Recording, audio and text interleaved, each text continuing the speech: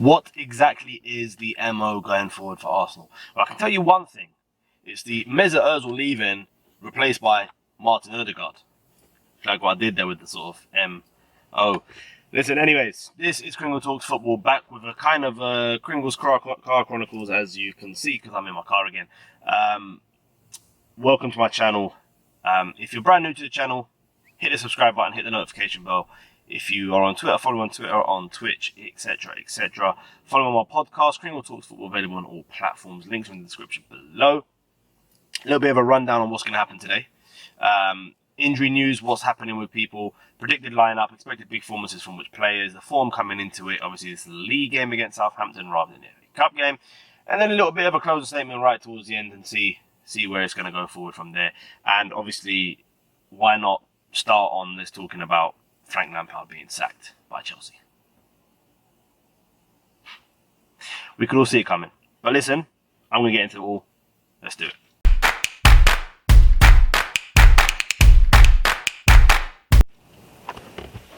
So, Arsenal versus Southampton again, 3 days after we played in the FA Cup again at St Mary's, this time in the league. Obviously, again, farewell to Mesut Özil. He's now officially gone. And Martin Ødegaard's in London today having his medicals, doing all that stuff. Should hopefully be announced by today. Probably won't be registered in time for tomorrow. Probably wait until Saturday against Man United to play. But it's an MO out for an MO in. You couldn't have written it any better. You know, you bring in a player from a left-footed playmaker to replace a left-footed playmaker from Real Madrid, having brought the other one in from Real Madrid.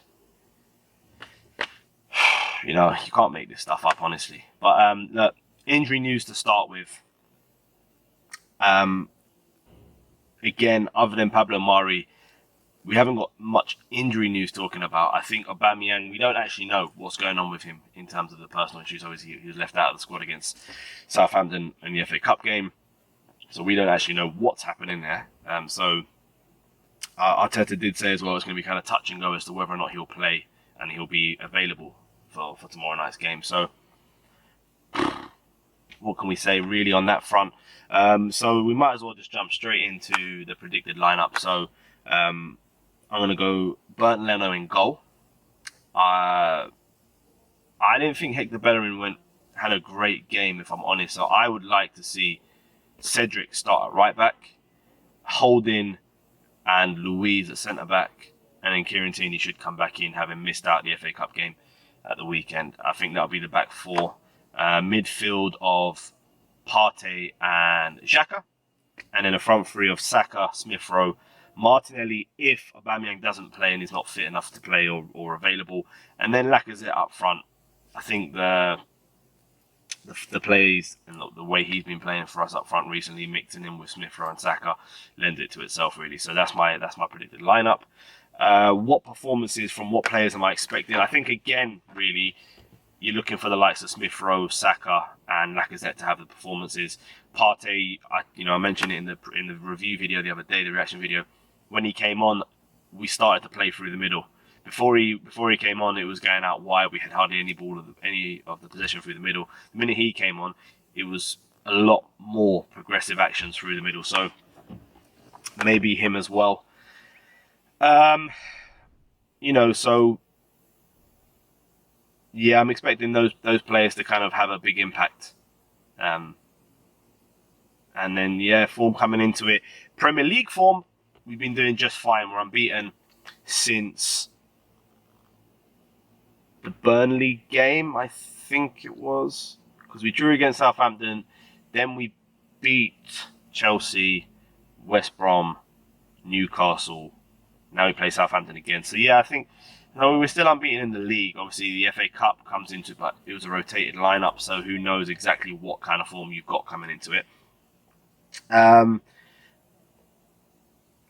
Yeah, it's a difficult one, to be honest with you, because we don't really know what to expect from this Arsenal side again. So, and obviously, what kind of impact will the signing of Martin Ødegaard have? We don't know. Again, we don't know if he's going to be registered in time. He might have already had his registration stuff completed with the Premier League, and he might be a surprise inclusion on the bench. We don't know. The question mark is if they want him to be ready for Saturday against Man United at home. You know, great place to throw him in, against the league leaders at home, against the team, probably the most informed team at the moment. But listen, it's a bigger stage to come into. It's fine. And look, last couple of things, I want to just mention about Frank Lampard being sacked. I think the writing's been on the wall for a little while. There's been conversations that, I mentioned it 5 days ago on Twitter. I said, I hear that Frank Lampard's going to get sacked tonight. And it took them 5 days to come up with that conclusion. Those of you that know me, I used to work for Chelsea, so that's what I'm going to say. But I wasn't surprised to see Frank Lampard sacked. I think, the fact that this season and last season it was a write-off because Liverpool had won it already by the point we'd gone into lockdown. And then post-lockdown, it was kind of like every man for themselves, getting in between second and fifth, and he managed to get to the top four. But this season hasn't been great, and that's the problem. You look at everyone else, and they haven't been great yet. Lampard, having spent £200 million plus on the players he did, playing in a system that doesn't benefit his £80 million number 10 playmaker, playing his £50 million striker at left wing, it doesn't benefit them whatsoever. So the writing's been on the wall. They're going to bring in Thomas Tuchel to maybe get the best out of the German players, maybe get the best out of his team. Personally as well, I don't think that's any much of a better managerial appointment than sacking Lampard in the first place, because he struggled at Dortmund towards the end. He struggled at PSG towards the end with the different players he had. And my thing is, if Tuchel gets them to where they are now at the end of the season, what's the point of bringing him in now? Because their first choice was Julian Nagelsmann. He weren't going to leave RB Leipzig. They tried to get in Ralf Rangnick for a short-term deal. That didn't happen. There was an approach made for Max Allegri. He didn't consider it. So they went for technically their fourth choice option, which was Thomas Tuchel, and they're giving him a 4-year contract, which doesn't make sense. It doesn't make sense. But listen, in 18 months' time, we'll probably be sat back in this position, saying, he couldn't get the players on board, he couldn't do this, he couldn't do that, he couldn't do this, he couldn't do that. So I'm not surprised in the slightest. Best of luck to them. Long may it continue where they are, and long may it continue that they go through managerial appointment after managerial appointment after managerial appointment, etc. So, look, guys, I'm going to leave it there with a closing prediction on the Arsenal game. I think we'll have more in us for our Premier League lineup than we did in the FA Cup, of course. Southampton pretty much played their first team squad apart from Yannick Vestergaard.